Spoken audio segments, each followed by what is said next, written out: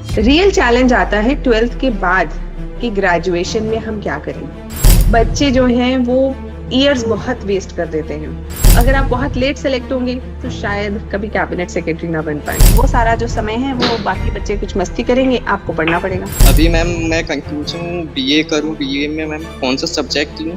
आपकी प्रिपरेशन है, आप ऑफिसर बनने वाले हैं, करें नहीं करें हो सकता है किसी को डर लग रहा हो, इसलिए मुझसे कभी भी है ना ये डिसाइड करने के लिए नहीं पूछना कि मैम आप बता दो। सिंपल बीए करने से कुछ नौकरी खास मिलती नहीं है, पढ़ाई तो बहुत होगी, इसमें कोई दो राय नहीं है। नमस्कार, आप सभी का स्वागत है प्रभात एग्जाम और तथास्तु आईसीएस के इस वेबिनार में, जिसका विषय है 12th के बाद कैसे करें यूपीएससी की तैयारी। इस विषय पर विस्तार से बताएंगी पूर्व प्रशासनिक अधिकारी डॉक्टर तनु जैन मैम, जो आज बहुचर्चित संस्थान तथास्तु आईसीएस की संस्थापक एवं निदेशक हैं। नमस्कार मैम, आपका बहुत बहुत स्वागत है। नमस्कार, thank you for calling me. मुझे बहुत खुशी हुई यहाँ इतने सारे बच्चों को देख के। I think we have 295 students और 295 एंट्रीज, एक तो आप और एक हम ही हो जाएंगे, तो काफी सारे बच्चे हैं हमारे पास। धीरे धीरे और संख्या बढ़ेगी हमारी। जी जी, तो मैं थोड़ा सा बेसिक इंट्रोडक्शन दे देती हूँ अपना भी और इस टॉपिक का भी। उसके बाद मुझे लगता है कि हम बच्चों के सवाल लें तो ज्यादा बेहतर होगा, क्योंकि बच्चों के जो सवाल हैं वो ही एड्रेस करने ज्यादा जरूरी है। तो 12th देखो सब कर लेते हैं, सब in the sense majority of जो हमारा यूथ है वो 12th पास कर लेता है। रियल चैलेंज आता है 12th के बाद कि ग्रेजुएशन में हम क्या करें। ग्रेजुएशन बहुत अलग अलग तरीके से बच्चे कर सकते हैं। जैसे बहुत सारे बच्चे इंजीनियरिंग का एग्जामिनेशन देते हैं आईआईटी नीट के लिए, और दूसरे बच्चे नीट के लिए तैयारी करते हैं डॉक्टर बनने के लिए। फिर कुछ बच्चे सीए बनने की कोशिश करते हैं, कुछ बच्चे क्लैट का एग्जामिनेशन देते हैं कि एलएलबी करके लॉयर बने या फिर जुडिशियल सर्विसेज में जाएं। इसके अलावा कुछ बच्चे सिंपल बीए बीकॉम भी करते हैं, जो ह्यूमैनिटीज बैकग्राउंड इसलिए लेते हैं कि शायद आगे चल के सिविल सर्विसेज का एग्जाम देंगे। और लगभग ये सारे ही बच्चे, इनमें से जो क्रीम बच्चे होते हैं वो आगे चल के कुछ सिविल सर्विसेज का एग्जाम देते हैं, कुछ एमबीए करके फॉरेन यूनिवर्सिटीज या कहीं पर चले जाते हैं आगे की पढ़ाई करने। कुछ आफ्टर कॉलेज जॉब्स ज्वाइन कर लेते हैं। ये सारे रास्ते सब बच्चों के लिए खुले हैं। अब आपको ये सोचना है कि आपको किस तरफ जाना है। एक राह आपको पकड़नी होगी और उसकी तरफ आपको रेगुलरली पढ़ना होगा। एक राह इन द सेंस कि आपको कौन सा जीवन पसंद है। एक सिविल सर्वेंट का जीवन पसंद है, या एक सीईओ का जीवन पसंद है, या फिर आपको एक लॉयर का जीवन पसंद है। कैसा जीवन आपको पसंद है, आप उसी दिशा में 12th के बाद अपनी ग्रेजुएशन को प्लान करेंगे। मैं क्योंकि सिविल सर्वेंट रही हूँ तो, और अभी मैं सिविल सर्विस की ट्रेनिंग देती हूँ, तो मुझे ऐसा लगता है कि I will be more appropriate in guiding you how to prepare for civil services after 12th। बाकी सारे रास्ते भी हैं, पर मैं शायद उन पे उतना अच्छा आपको ना बता पाऊँ, क्योंकि मैं खुद एक लॉयर नहीं हूँ, तो मैं उसका सक्सेस नहीं आपको बता पाऊंगी। मैं खुद एक कोई मल्टीनेशनल कंपनी में मैंने काम नहीं किया है, तो उसका सक्सेस रेट भी मैं आपको नहीं बता पाऊंगी, उनका जीवन भी नहीं बता पाऊंगी। लेकिन हाँ, सिविल सर्विसेज का मैं आपको बता सकती हूँ।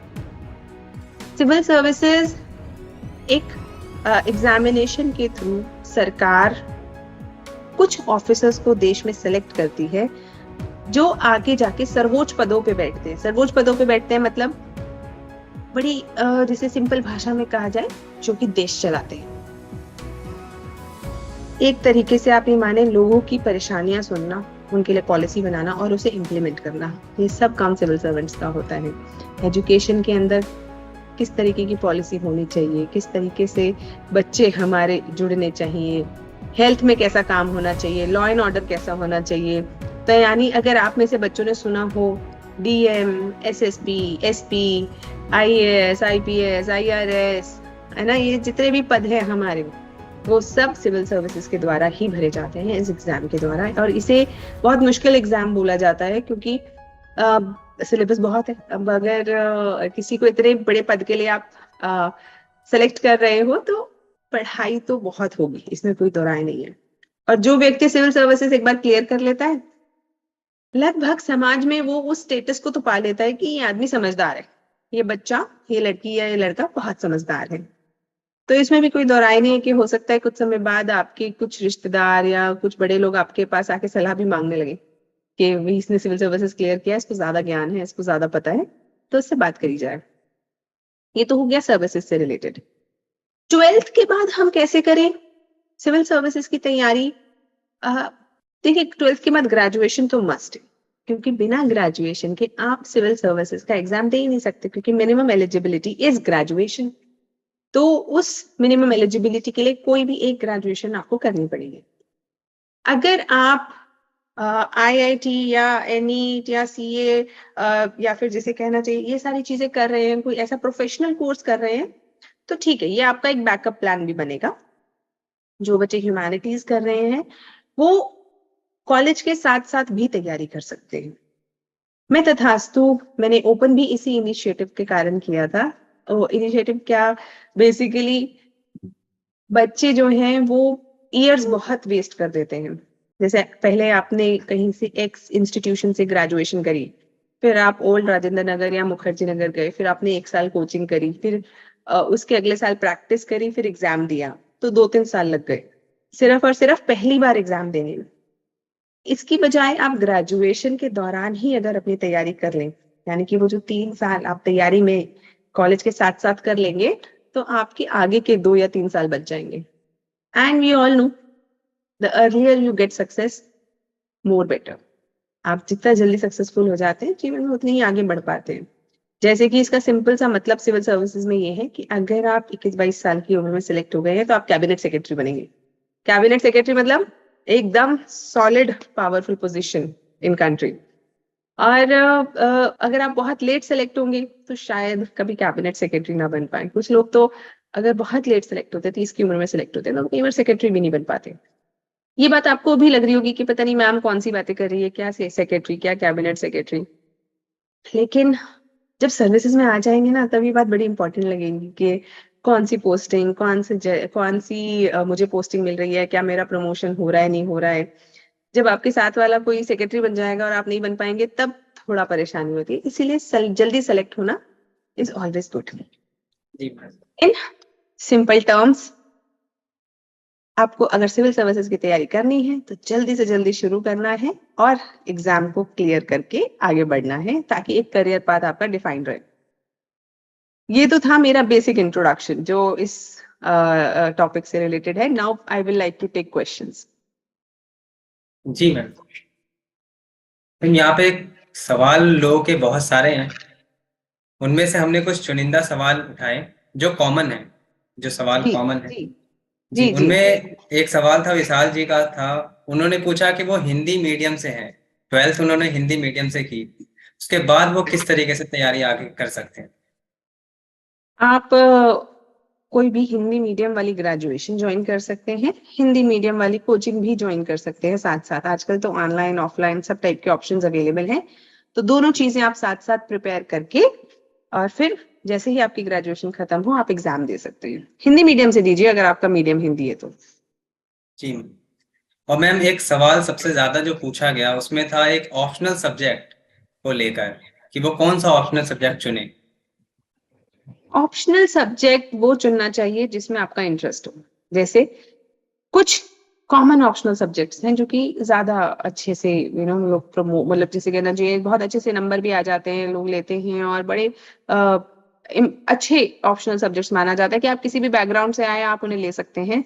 जैसे philosophy, PSIR, sociology, anthropology, history, है ना, ये बड़े कॉमन ऑप्शनल्स हैं। इंजीनियर्स ज्योग्राफी को भी बहुत पसंद करते हैं। तो ये कुछ ऑप्शनल सब्जेक्ट्स हैं। लिस्ट UPSC की वेबसाइट पे भी है और बहुत सारी वेबसाइट्स पे आपको मिल जाती है। ऑप्शनल सब्जेक्ट्स की लिस्ट करके आप सर्च करेंगे UPSC वाली, आराम से मिल जाएगी।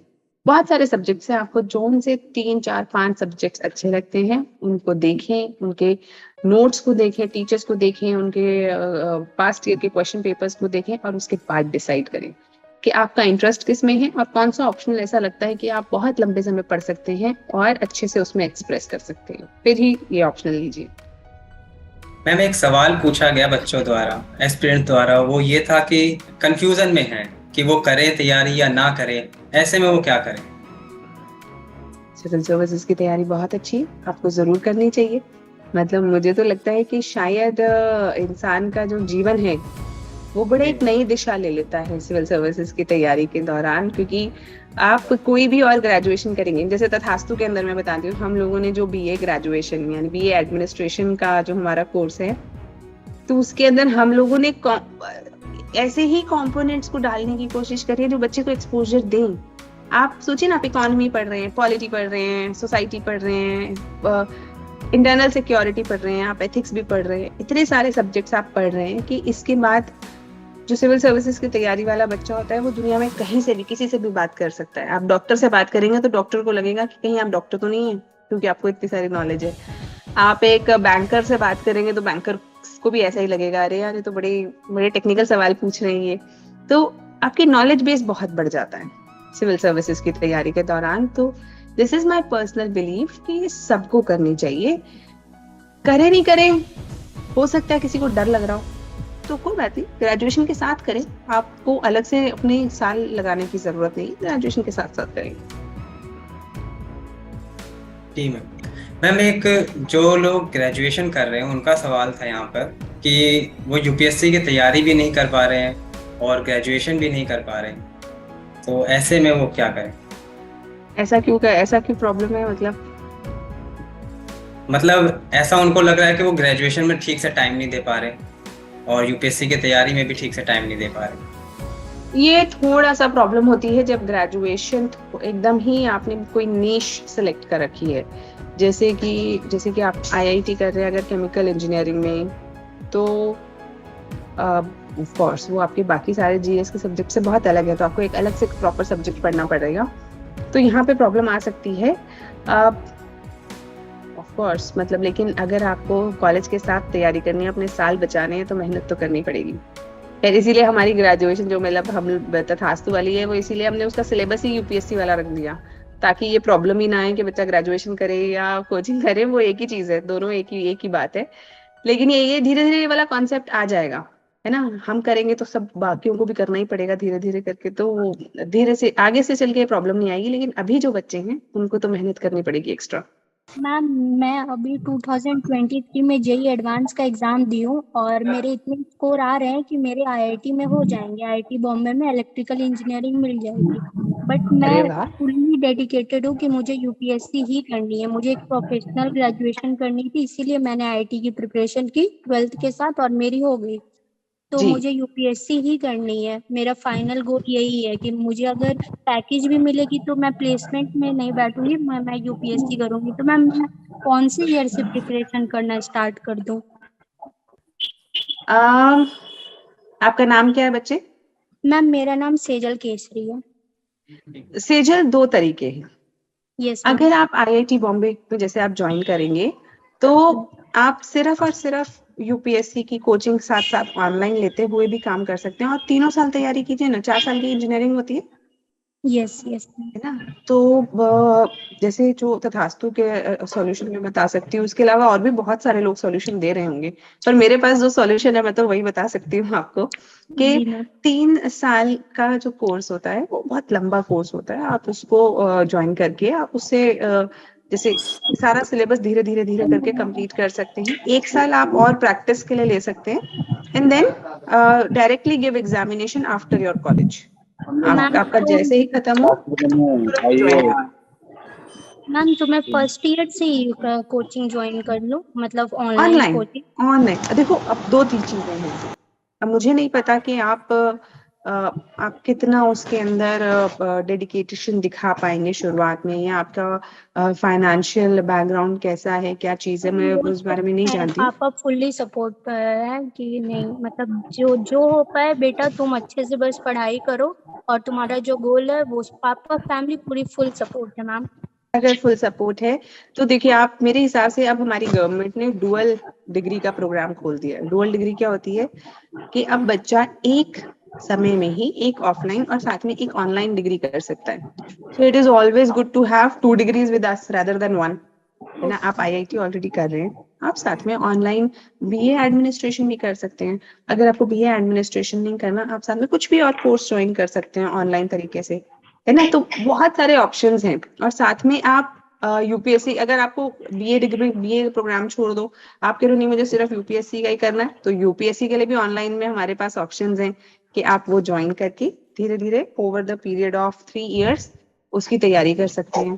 तो पर कंसिस्टेंट रहना पड़ेगा। सेजल, अगर आपने ग्रेजुएशन के साथ तैयारी करनी है, this means that you will be saving 2 years and this means that you will have to work those 2 years in your 4 years of graduation itself. तो यस मैम, थोड़ा आपकी मेहनत ज्यादा होगी। यस मैम, मैं करने के लिए रेडी हूँ।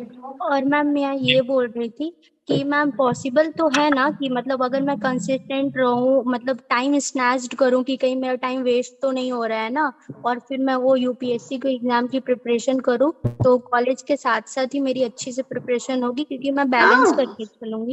बिल्कुल बिल्कुल आराम से हो जाएगी। देखो, अपना कॉलेज के समय में हमें ऐसा बहुत सारा टाइम मिलता है जब हम पढ़ नहीं रहे होते हैं, कुछ भी और कर रहे होते हैं, है ना। बस वो सारा जो समय है वो बाकी बच्चे कुछ मस्ती करेंगे, आपको पढ़ना पड़ेगा, उतना ही मैं फर्क है रेडी बस। हूँ मैम, मैं रेडी हूँ पढ़ने के लिए। मैम मैं आपसे ये पूछना चाह रहा था कि यूपीएससी के लिए बीएचयू ये सब यूनिवर्सिटी में पढ़ना जरूरी है क्या?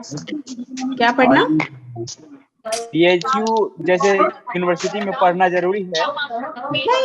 कोई जरूरी नहीं है। आपके पास एक रिकॉग्नाइज्ड डिग्री होनी चाहिए, ऑनलाइन, रेगुलर या डिस्टेंस लर्निंग, सब मतलब सब एलिजिबल है हमारे यूपीएससी एग्जाम को देने के लिए। Hello ma'am. मैम फर्स्ट के 12 के बाद इस स्ट्रीम को कैसे डिसाइड करें, तो हमको कौन से फील्ड में ग्रेजुएशन करना है ये डिसाइड करने में मुश्किल हो रही है। आपको ये देखना पड़ेगा कि आपका अल्टीमेट एम क्या है ना। अगर आपका अल्टीमेट एम सिविल सर्विसेज बनना है तो आपकी ग्रेजुएशन भी उसी तरीके की होनी चाहिए जो सिविल सर्विसेज में हेल्प करे। अगर आपको एक बैकअप प्लान चाहिए तो एक प्रोफेशनल डिग्री होनी चाहिए, जैसे कि आईआईटी, नीट, वो बेहतर है। बिकॉज अगर आपने नीट कर रखा है, सपोजिटली आप डॉक्टर हैं, जैसे मैं डॉक्टर थी, मैंने डॉक्टर बनने के बाद सिविल सर्विसेज का एग्जाम दिया, तो अगर मुझे इसलिए मैंने अपनी बीडीएस जो मेरी थी, तो मुझे वो हमेशा एक बैकअप प्लान के तौर पे एक अच्छा ऑप्शन लगता था कि अगर मेरा सिलेक्शन नहीं भी होता, हो गया है ना, मेहनत करी, हो गया सिलेक्शन, लेकिन अगर नहीं भी होता तो भी मेरे पास एक ऑप्शन थी कि मैं डॉक्टर तो थी ही। तो उस रूप में एक अच्छा प्रोफेशन हेल्प करता है। लेकिन अगर आपको ऐसा लगता है कि सिंपल ग्रेजुएशन इधर उधर से करनी ही है, तो it is better that it should be in line with civil services. तब इधर उधर की, मतलब देखो, सिंपल बीए करने से कुछ नौकरी खास मिलती नहीं है, तो हम लोगों को ये ऑप्शन हमेशा होना चाहिए कि भाई नौकरी क्या मिलेगी उसके बाद what are the prospects after doing graduation, और नहीं तो बिल्कुल यूपीएससी फोकस्ड होना चाहिए। Hello ma'am. हेलो मैंने अभी 12th पास की है। मैं अभी 16 ईयर का हूँ। मुझे यूपीएससी की तैयारी करने के लिए, फर्स्ट अटेम्प्ट में करने के लिए किन किन चीजों को ध्यान में रखकर तैयारी करनी चाहिए? Firstly that you have to be really concised. बहुत ज्यादा अपनी प्रिपरेशन को बहुत फैलाना नहीं है, ग्रेजुएशन के साथ साथ तैयारी करते रहिए फर्स्ट अटेम्प्ट में क्लियर करने के लिए। अब पास्ट ईयर क्वेश्चन पेपर्स को देखते रहिए। आप ऐसी ग्रेजुएशन भी कर सकते हैं जो कि यूपीएससी के आपकी या तो ऑप्शनल से अलाइन हो या फिर आपके जीएस से अलाइन हो, और उस ग्रेजुएशन को आप करते करते तैयारी करते रहे, ताकि जैसे ही आपका ग्रेजुएशन खत्म हो आप तुरंत एग्जाम दे दें, और आपकी प्रिपरेशन अगर 3 साल की होगी तो आपका क्लियर भी हो जाएगा। और मैम मैं अब कौन सी बुक से स्टार्ट करूं पढ़नी? अभी आप एनसीईआरटीज पढ़िए और न्यूज़पेपर। और हिस्ट्री में ओल्ड एनसीईआरटी या फिर न्यू एनसीईआरटी? दोनों पढ़ूं? बिल्कुल दोनों पढ़नी है। एक पढ़ के काम नहीं चलेगा, क्योंकि ओल्ड के अंदर इंफॉर्मेशन ज्यादा है, न्यू क्योंकि पढ़नी ही पड़ेगी, न्यू है तो। नमस्ते मैम। नमस्ते मैम मेरा नाम दिव्यांशु है। मैम मैं पीडब्ल्यूडी कैंडिडेट हूँ। मैम मेरा अभी 12th हुआ है और मैम मुझे कैबिनेट सेक्रेटरी बनना है। तो क्या मैम मुझे कैबिनेट सेक्रेटरी बनना है। हाँ ओके। तो मैम मैं कैसे स्टार्ट करूं पढ़ना? अभी मैम मैं कंफ्यूज हूँ, बीए करूं, बीए में मैम कौन सा सब्जेक्ट लूं, क्योंकि मेरा मैम 12th बायोलॉजी से है। देखिए, आप अगर बीए है तो देखो, हमारे पास जो, मतलब मेरे पास जो सॉल्यूशन है मैं आपको वो बता सकती हूँ। वैसे तो और भी बहुत सारे सॉल्यूशन हो सकते हैं, लेकिन जैसे हमारे पास बीए एडमिनिस्ट्रेशन है, बीए एडमिनिस्ट्रेशन मींस हमने तथास्तु ने क्या किया है कि जो सिविल सर्विसेज का सिलेबस है उसी को डिवाइड करके 6 सेमेस्टर्स बना दिए हैं और मंगलायतन यूनिवर्सिटी के साथ हमने कोलैबोरेशन किया है। जी तो इट इज लाइक कि आप बीए करेंगे और यूपीएससी की तैयारी एक ही कोर्स में है। बेसिकली वो जी दोनों एक ही चीज है कि आप यूपीएससी की तैयारी आपकी होगी ही होगी 3 साल के उसमें, और साथ में आपको सेमेस्टर वाइज एग्जाम्स देने होंगे जिससे आपकी डिग्री भी हो जाएगी। And BA administration is in itself a very new and different kind of degree. So it is again something which can have value in the market. तो आपकी पढ़ाई भी हो जाएगी, कोचिंग भी हो जाएगी, वो एक तरीका है। इसके अलावा अगर आप बाकी उस अपने एंड से आपके घर के आसपास कोई कॉलेज है वहां पे भी ज्वाइन करके ऑनलाइन प्रोग्राम्स भी ले सकते हैं, whatever G is more suitable to you.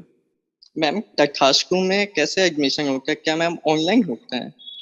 Online भी होता है, ऑफलाइन भी होता है बच्चे। उसके लिए I think counsellors will be better, है ना। आप काउंसलिंग के लिए आप अपने comments, I think comments on होते हैं कि इसमें, है ना, है ना। Team will reach you, I will ask my team to reach you people, जी मैम। है ना। और मैम मैसेज आपको आ जाएगा। जी मैम, मेरा इंग्लिश मीडियम है तो मैम किस सब्जेक्ट जैसे लें? ऑप्शनल अभी आप सेलेक्ट मत कीजिएगा। मैं कहती हूँ हमेशा पहले 1 साल की जनरल स्टडीज की तैयारी करके उसके बाद ऑप्शनल सेलेक्ट करना चाहिए, specially for the people who are in graduation. जी क्योंकि अभी से ऑप्शनल ले लेंगे, फिर क्या होता है थोड़े दिनों बाद लगता है अरे नहीं नहीं ये ऑप्शनल अच्छा नहीं है, मेरे को अच्छा नहीं लग रहा, फिर आपको लगेगा आप चेंज कर लो, लेकिन फिर इतना समय बर्बाद हो जाएगा उसके चक्कर में, है। तो पहले थोड़ी जीएस की तैयारी कर लो, तब तक थोड़ा अंडरस्टैंडिंग डेवलप हो जाती है regarding what are the various subjects, and then you can choose your option. जी ma'am. Okay ma'am, thank you. Ma'am PWD के कट ऑफ कैसे रखते हैं? ये आप इंटरनेट पे सर्च कीजिए, आपको यूपीएससी के नोटिफिकेशन में मिल जाएगा। एंड पीडब्ल्यू बहुत सारे सब बेनिफिट्स अवेलेबल है गवर्नमेंट की तरफ से, है ना। नंबर ऑफ अटेम्प्ट्स के भी हैं और वैसे भी है जी कट ऑफ का, है ना। ट्रेंड आप जाएंगे ना, ऐसे डालेंगे you know cut off trend analysis for UPSC CSC, तुरंत आ जी। जाएगा। आजकल तो इंटरनेट का जमाना है। जी मैम, उसमें ये पीडब्ल्यूडी 1 2 3 4 कैटेगरीज उसमें भी आ जाएगा, ट्रेंड्स में आ जाएगा। Okay ma'am, thank you. Thank you Divyanshu, best of luck. Hello ma'am. Hello ma'am मैं बोल रहा था जो हमारे इधर बिहार में मतलब ना 4 साल का ग्रेजुएशन हो चुका है, तो मतलब 3 साल जी, तो 3 साल में हो जाएगा या फिर 4 साल तक करना होता है? नहीं, हमारा तो ऑनलाइन ग्रेजुएशन है बच्चे, तो हमारा तो 3 साल में कंप्लीट होगा, 6 सेमेस्टर। मतलब मेरे इधर मतलब 4 साल का हो चुका है, मतलब ये 2023 में 4 साल का हो तो चुका आपका स्टेट यूनिवर्सिटी से अलाइंड होगा ना, इस कारण से। हाँ, लेकिन न्यूज में आया था कि मतलब 3 साल में भी ग्रेजुएशन का सर्टिफिकेट मिल सकता है। मुझे बिहार का अंदाजा नहीं है कि उन्होंने क्या क्या मतलब कैसे वो लोग करते हैं। मुझे तो अपनी वाली डिग्री का अंदाजा है कि हम 3 साल में देते हैं और इसमें 6 सेमेस्टर्स होते हैं। सेमेस्टर एग्जाम्स होंगे, प्रॉपरली आपको देने पड़ेंगे। ऑनलाइन डिग्री है, ऑनलाइन डिग्री मिलेगी which is equivalent to regular degree, जिससे आप गवर्नमेंट सारे एग्जाम्स दे सकते हैं, सारे गवर्नमेंट एग्जाम्स दे सकते हैं, इवन फॉरेन यूनिवर्सिटीज में अप्लाई कर सकते हैं हमारी डिग्री से। It's an online degree. तो ये ऑनलान कोर्स भी है, ये ऑफलाइन भी मिलता है, ऑफलाइन एंट्रेंस एग्जाम के थ्रू मिलता है, तो वो मुझे पता है। अब बिहार की यूनिवर्सिटीज ने, क्योंकि ये न्यू एजुकेशन पॉलिसी के बाद है ना, ये 4 इयर्स वाला है, तो किसी ने अप्लाई किया, किसी ने नहीं किया। हमारी मंगलायतन यूनिवर्सिटी में 3 का ही है। तो मैंने पॉलिटी ऑनर्स रखा है, तो मतलब ये उपयोगी होगा ना प्रिपरेशन के लिए? पॉलिटी, आपने अगर पॉलिटी ऑनर्स, पॉलिटिकल साइंस कह रहे हैं क्या? हाँ जी, पॉलिटिकल। हाँ, तो political science is a good subject, आप उसको ऑप्शनल भी रख सकते हैं बाद में। जी मैम। हाँ, वो भी ठीक है अगर आपको इंटरेस्ट है तो। जी मैम, मुझे इंटरेस्ट था, तभी मैंने कुछ दिन सोचा, उसके बाद मैंने रखा। हाँ, मतलब साथ साथ ये आगे तैयारी कीजिए अपनी ग्रेजुएशन के लिए। जी ma'am, thank you ma'am. Thank you. Ma'am मैं अभी कॉलेज की सेकंड ईयर में, अभी फर्स्ट ईयर मेरा अभी खत्म हो जाएगा और मैं कॉलेज की सेकंड ईयर में जाऊँगा। पीएचडी मैम मैं कर रहा हूँ। तो मैम मेरे पास अभी 2 साल है, सेकंड ईयर और थर्ड ईयर। तो इन 2 साल में मैम यूपीएससी की प्रिपरेशन कैसे करें? स्टार्टिंग से? यूपीएससी की तैयारी आप स्टार्ट करें, न्यूज़पेपर एनसीईआरटी से स्टार्ट करें, और अगर आप ऑनलाइन ज्वाइन भी करना चाहते हैं ज्वाइन भी कर सकते हैं, अपने आप से पढ़ना चाहें अपने आप से भी पढ़ सकते हैं, लेकिन वट एवर योर स्ट्रेटेजी। देखो यहाँ पे मैं सब बच्चों को बताना चाहती हूँ, है ना, कि आपकी प्रिपरेशन है, आप ऑफिसर बनने वाले हैं, तो अगर आपको अपनी सक्सेस के लिए डिसाइड करना है तो डिसाइड आपको ही करना पड़ेगा। मैं आपको सिर्फ और सिर्फ रास्ता बता सकती हूँ कि भाई देखो, एक रास्ता ये है X, ये है Y, ये है Z, ये है ABCD, ये 4-5 रास्ते हैं जो मैं दिखा सकती हूँ, लेकिन आपके लिए कौन सा सूटेबल होगा, आप किस तरीके से अपनी तैयारी को मैनेज करना चाहते हैं, ये आप ही को डिसाइड करना पड़ेगा, क्योंकि फ्यूचर किसका है, आपका है तो। और अपनी तैयारी को मैनेज करने के लिए आप थोड़ा सा अपना इवैल्यूएशन करें कि यार मुझे किस तरीके से करनी है, और आपको लगता है कि भाई हाँ हमारी जरूरत है तो वी आर देयर, लेकिन मतलब हर किसी का अपना अलग स्ट्रैटेजी हो सकता है, और आप कभी टॉपर से भी बात करेंगे तो आपको रियलाइज होगा सबका अलग अलग स्ट्रैटेजी रहा है, कोई किसी तरीके से पास हुआ, कोई किसी तरीके से पास हुआ। इंपॉर्टेंट इज कंसिस्टेंट, अगर आप बने रहें और अच्छे से तैयारी करते रहें, अगर आप अपने आप को इवैल्यूएट करके तैयारी करते रहेंगे तो क्लियर हो जाएगा। इसलिए मुझसे कभी भी ना ये डिसाइड करने के लिए नहीं पूछना कि मैम आप बता दो, मैं आपको रास्ता बता सकती हूँ, मैं आपको पढ़ा सकती हूँ, आपको प्रैक्टिस करा सकती हूँ, लेकिन चुनना आपको पड़ेगा पहले। Ma'am, very glad to talk to you. I am equally glad Thanushree. Ma'am, I am from Karnataka. I Yes. don't know that much Hindi to speak. I know English and I can understand Hindi. Oh, lovely. No problem. I can speak both languages. Yeah, actually, I'm done with my 12th. We have KCET exam. I selected in both veterinary and engineering. Very good. Congratulations. Then I don't know what to choose because my main aim is to clear UPSC to join civil service. I'm confused between So these two. You can are both the so now after that look at the college. Which college is better, because both the courses are professional degrees. Veterinary doctor is also good, engineering is also good. Again, whichever college is good, you can join that. Ma'am, I'm asking that which course makes easy to prepare for UPSC exam? I think engineering. Okay. Ma'am, I'm eagerly waiting for this opportunity to talk to you, ma'am, because from past year I was seeing you and I was a big fan of you, ma'am. Oh, lovely. Lovely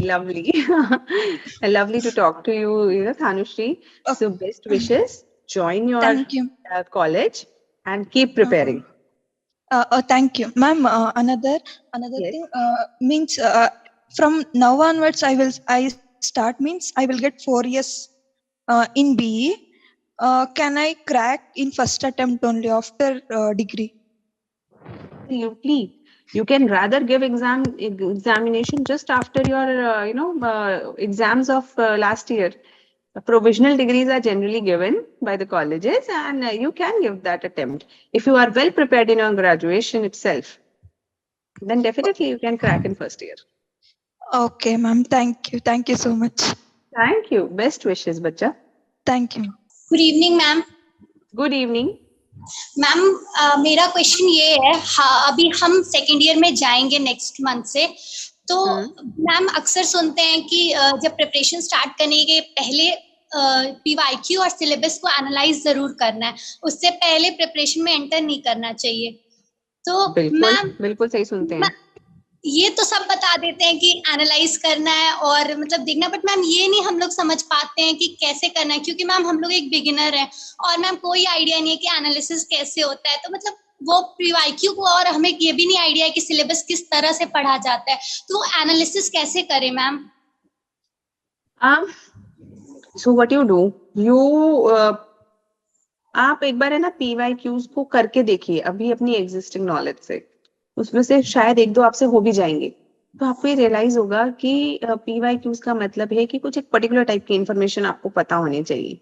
अब बस उस particular type की information के लिए आपको syllabus पढ़ना पड़ेगा और वो कंटेंट पढ़ना पड़ेगा।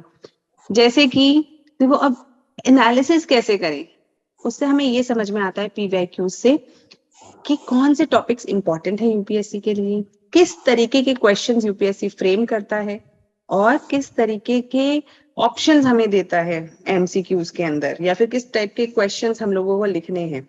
तो एक तरीके से आप ये समझिए कि सवाल देख के हमें समझने की कोशिश कर रहे हैं कि अगर हम पढ़ लेंगे तो क्या हम जवाब दे पाएंगे।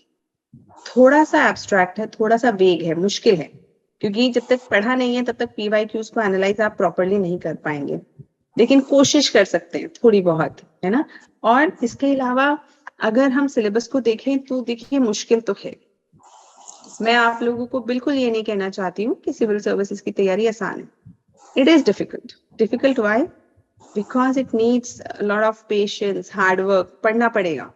दिन में 4-4 घंटे 5-5 घंटे से ज्यादा, कई बार अगर पूरी डेडिकेटेड तैयारी कर रहे हो तो 8-8 9-9 घंटे भी पढ़ना पड़ेगा। अगर आप तैयार हो तो ही सिविल सर्विसेज में एंटर करो। मैम एक और क्वेश्चन है।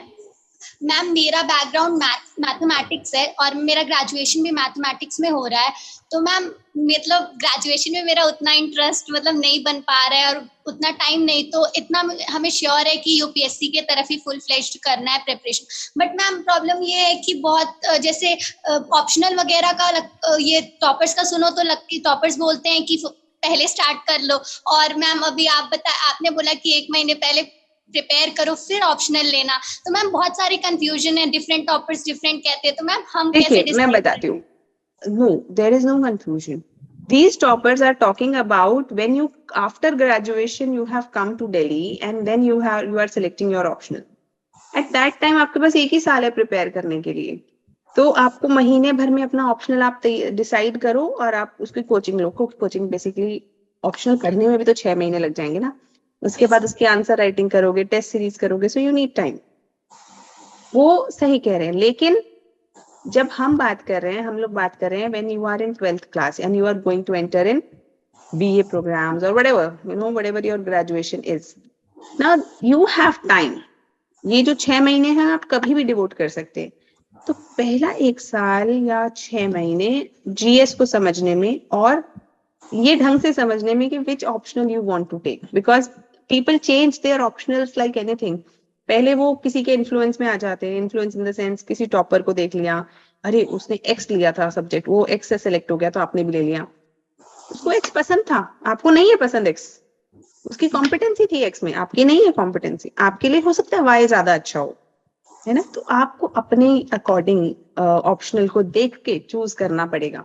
तो उसके लिए आपको, क्योंकि आप ग्रेजुएशन के साथ कर रहे हैं, तो थोड़ा सा ज्यादा समय लेकर करना चाहिए ताकि गलती ना हो। जो भी आप ऑप्शनल फाइनलाइज करें उसे ढंग से पढ़ पाए फिर डेडिकेशन के साथ। और मैम अभी न्यूज़पेपर पढ़ते हैं तो पूरा न्यूज़पेपर पढ़ने लग जाते हैं, कोई न्यूज़ छोड़ते नहीं है मैम, तो ये कुछ अभी समझ नहीं आ रहा, तो इसमें ये अपने आप समझ में आ जाएगा? नहीं, अभी वो स्टार्टिंग में पूरा न्यूज़पेपर पढ़ने का लगता है, लेकिन the moment you will you will start reading newspaper properly, only things relevant for UPSC should be red. किसी के घर में क्या हुआ, कहाँ एक्सीडेंट हुआ, या ये सारी चीजें हमारे यूपीएससी के लिए इम्पोर्टेंट नहीं है। यूपीएससी के लिए जो इम्पोर्टेंट न्यूज है बस उसी को पढ़ना हमें जरूरी है। और मैम आप जैसे इंटरव्यू लेते हैं तो अभी से मतलब कॉलेज लेवल पे कुछ ऐसा हो, मतलब हमें करना चाहिए जिससे हम ग्रूम हो सके, हमारी पर्सनालिटी। एक्स्ट्रा करिकुलर एक्टिविटीज के अंदर बोलिए। Yes ma'am. ठीक है, thank you ma'am. Thank you. Ma'am मेरा क्वेश्चन था कि जो आपने बीए एडमिनिस्ट्रेशन के बारे में बताया है, तो वो हमारी हेल्प कैसे करेगा? It's like a normal graduation, जो आप कहीं पे भी करोगे वही वैसे नॉर्मल ग्रेजुएशन है। It is just that its syllabus has been tailored to UPSC और civil services, so it is like graduation भी हो जाएगी, साथ में कोचिंग भी हो जाएगी एक ही साथ। तो आपको अलग से ग्रेजुएशन के बाद 2 साल नहीं लगाने पड़ेंगे कोचिंग के लिए। That's the use or utility of it.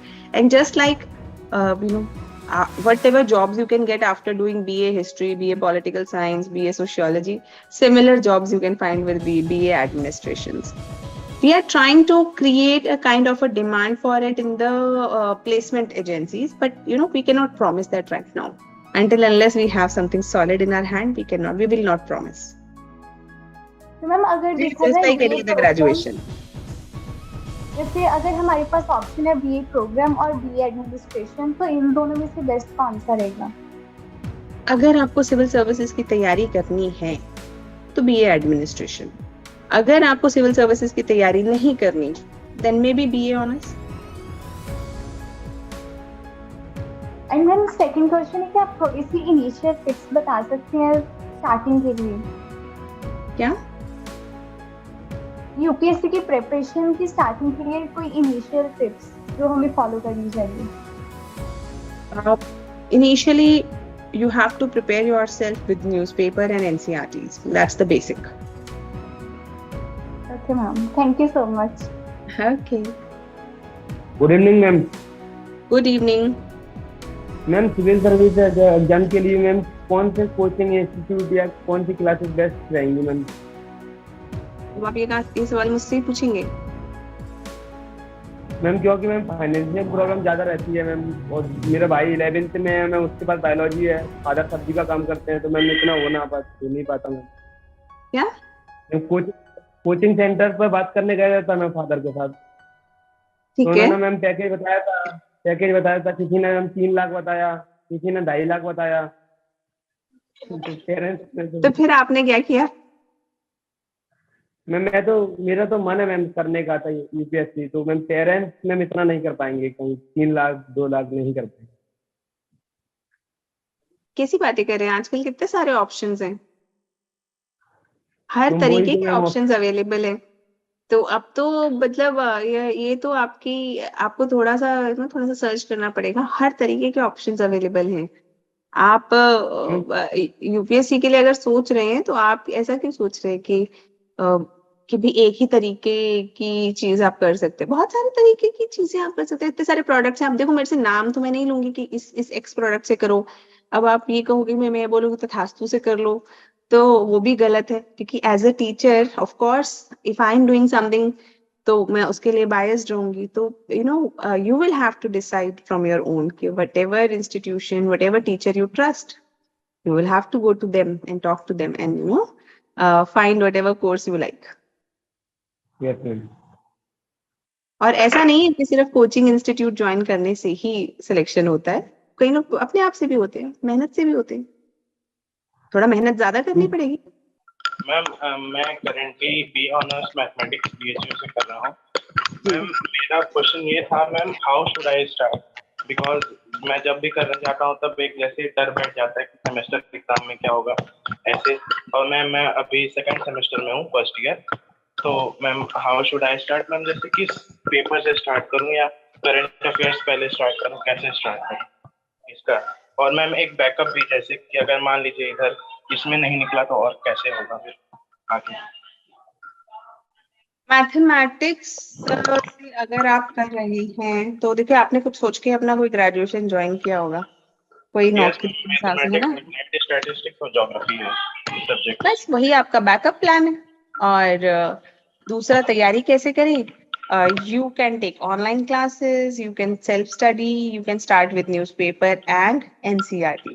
देखो, बात फंडे बिल्कुल सब सेम है. अब करना पड़ेगा, मैं आपको बताऊं. एक दिन NCERT उठानी पड़ेगी और पढ़नी पड़ेगी. एक दिन न्यूज़पेपर पढ़ना पड़ेगा, है ना? तो डेली न्यूज़पेपर पढ़ो, करंट अफेयर्स अपने आप हो जाएंगे. उसके अलावा बहुत सारी मैगजीन्स अवेलेबल हैं. अब तो इंटरनेट के जमाने में so much information is available. अब तो प्रॉब्लम ये है कि क्या नहीं पढ़ना. टीचर की जरूरत ये बताने के लिए नहीं है कि क्या पढ़ना है, टीचर की जरूरत ये बताने के लिए कि क्या नहीं पढ़ना है. So it's like so much information is there. You can definitely read current affairs and start with static. Static सबसे पहले NCERTs कवर करके रख दो ताकि बेसिस आपका बन जाए. उसके बाद जो स्टैंडर्ड बुक्स हैं, एक दिन कभी मैं बुक लिस्ट की कोई वीडियो बना दूंगी, उससे हम लोग बुक लिस्ट से कवर कर सकते हैं. Thank you ma'am. Okay, Manjeet Kumar. Ma'am मेरा क्वेश्चन ये था कि हम बिगर कोचिंग के यूपीएससी क्रैक कर सकते हैं या नहीं? बिल्कुल कर सकते हैं, क्यों नहीं कर सकते हैं? इसके लिए क्या स्ट्रेटजी होनी चाहिए? देखिए उसके लिए स्ट्रैटेजी है कि अपना डिसिप्लिन मेंटेन करके रखना है और यूपीएससी के ट्रेंड को समझते रहना है कि यूपीएससी प्रीलिम्स में कैसी इंफॉर्मेशन आपसे चाहता है, मेंस में कैसी इंफॉर्मेशन चाहता है और इंटरव्यू के अंदर वो कैसा पर्सनालिटी चाहता है। प्रीलिम्स के लिए आपके पास बहुत वाइड एक्सपेंसिव रीडिंग होनी चाहिए प्लस लॉजिकल माइंड होना चाहिए कि आप 4 ऑप्शंस में से सही आंसर को ढूंढ लो। मेंस के लिए आपकी राइटिंग एबिलिटीज बहुत बढ़िया होनी चाहिए जिसके अंदर आप सही चीजों को ढंग से प्रेजेंट करके कंसाइजली लिख सकें। एंड डेफिनेटली पर्सनालिटी टेस्ट के लिए या इंटरव्यू जिसे हम कहते हैं वो आपको एक ऑफिसर लाइक क्वालिटीज होनी चाहिए, जो कि हम अक्सर कहते हैं कि बंदा बड़ा आर्टिकुलेटली बात करे, बड़ा डेटा के साथ बात करे, तो उस तरीके से। So it is like all the 3 stages are requiring some qualities, you will have to inculcate that, learn the content is the thing. आपने कंटेंट याद करा, उसके बाद उस टेक्निक को यूज किया जो उस एग्जाम के लिए जरूरी है। मेहनत ज्यादा लगेगी, डिसिप्लिन बना के रखना पड़ेगा। किसी भी टीचर का काम जो है वो डिसिप्लिन बनाने का, स्ट्रीमलाइनिंग का और क्या नहीं पढ़ना यही होता है, मैं आपको बताऊं।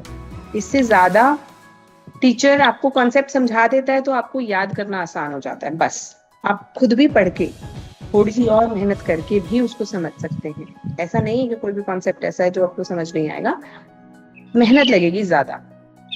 टीचर एक बार में बताएगा आपको तुरंत समझ में आ जाएगा, खुद से पढ़ेंगे तो 2, 3, 4 बार हो सकता है पढ़ना पड़े। लेकिन if you are ready for hard work then कोई ऐसा जरूरी नहीं है कि कोचिंग इंस्टीट्यूट से ही सिलेक्शन होगा। मैम और मेरा सेकंड क्वेश्चन था कि यूपीएससी लगातार अपने पैटर्न में बदलाव कर रहा है और इस साल का सीसेट बहुत टफ गया, तो उसके लिए आगे हम लोगों को तैयारी के लिए क्या चीजें करनी चाहिए? सीसेट अच्छे से पढ़ना पड़ेगा, मैथ्स, लॉजिकल रीजनिंग, कॉम्प्रिहेंशन अच्छे से प्रैक्टिस करना पड़ेगा। देखो यूपीएससी का सिलेबस बड़ा वेग है, तो यूपीएससी ने तो कहा नहीं कि मैं डिफिकल्ट सीसेट नहीं पूछूंगा, तो हमें तैयार रहने की जरूरत है कि भाई सीसेट डिफिकल्ट भी आ सकता है। अब मेंस है आने वाला, तो अभी यूपीएससी ने तो नहीं कहा कि मैं 10 और 15 मार्क्स के क्वेश्चन पूछूंगा। हो सकता है वो 30 मार्क्स का क्वेश्चन पूछ ले, हो सकता है 5 मार्क्स का पूछ ले, तो उसके लिए हमें रेडी रहना पड़ेगा। सो इट इज लाइक अलग अलग हम लोगों को यूपीएससी के लिए तैयार रहना। अगर आपने ढंग से प्रिपेयर करिए तो बच्चे सिलेक्शन लेते हैं, जो अच्छे से प्रिपेयर करते हैं उनका सिलेक्शन हो जाता है। जी मैम, थैंक यू मैम। आपका बहुत बहुत धन्यवाद हमसे जुड़ने के लिए। आशा है भविष्य में भी हम और ऐसे वेबिनार करेंगे। जी बिल्कुल बिल्कुल, thank you so much. Thank you.